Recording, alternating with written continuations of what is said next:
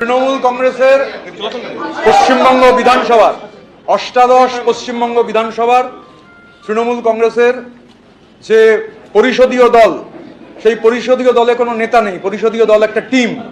কারণ আমরা এই মনোভাবের বিরুদ্ধেই লড়াই করেছি সবাই মিলে, যে কেউ নেতা কেউ ভৃত্য, এটা নয়। এটা গোটাটা একটা টিম। ঘটনাচক্রে তার একটা জব ডিস্ট্রিবিউশন হতে পারে, কারুর নাম বিরোধী দলনেতা, কেউ মুখ্য সচেতক, কেউ উপদল নেতা, কিন্তু এটা গোটাটা একটা 58 জনের টিম আপাতত।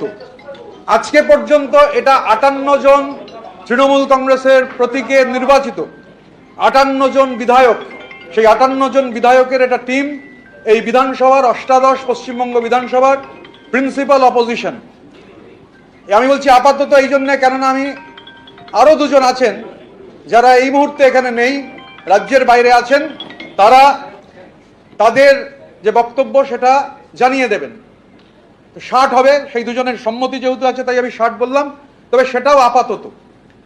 আমি এখানে আমাদের বর্ষিয়ান নেতা, আমাদের সবার অভিভাবক, বহুবারের বিধায়ক শ্রদ্ধেয় শ্রী সমর মুখার্জি এখানে উপস্থিত রয়েছেন, আমাদের সঙ্গে কানাইয়ালাল আগরওয়াল রয়েছেন, আমাদের সঙ্গে রাজ্যের প্রাক্তন মন্ত্রী শ্রী গোলাম রব্বানি রয়েছেন, আমাদের নিয়ামতদা রয়েছেন, নিয়ামত শেখ, আমাদের ইমানি বিশ্বাস রয়েছেন।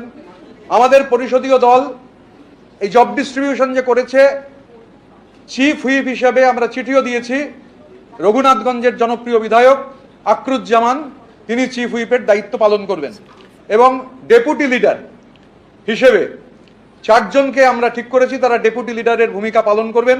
রাজ্যের প্রাক্তন মন্ত্রী, বহুবারের বিধায়ক, বর্ষিয়ান রাজনীতিবিদ শ্রী জাভেদ আহমেদ খান, রাজ্যের প্রাক্তন মন্ত্রী শ্রীমতী সাবিনা ইয়াসমিন, রাজ্যের প্রাক্তন মন্ত্রী শ্রীমতী শিউলি সাহা এবং সন্দীপন সাহা, এরা 4 জন ডেপুটি লিডারের হিসেবে ভূমিকা পালন করবেন।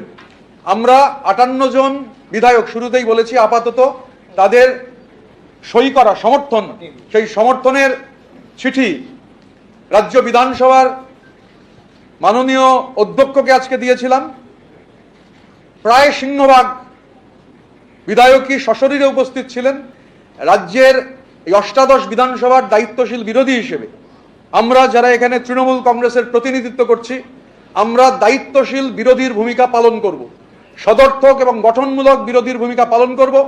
সরকার যেটা ভুল করবে, সরকার যেটা ঠিক করবে না, সরকারের চোখে চোখ রেখে সেটা হাউসের ভেতর যে অ্যাম্ফি থিয়েটার, সেই অ্যাম্ফি থিয়েটারে যেমন লড়াই হবে, হাউসের বাইরে বিধানসভার অভ্যন্তরে সেই লড়াই হবে, রাস্তাতে সেই লড়াই হবে। আবার সরকার যদি কোনো সদর্থক ভূমিকা পালন করেন, আমরা সেই সদর্থক ভূমিকার প্রশংসা করতেও কিছু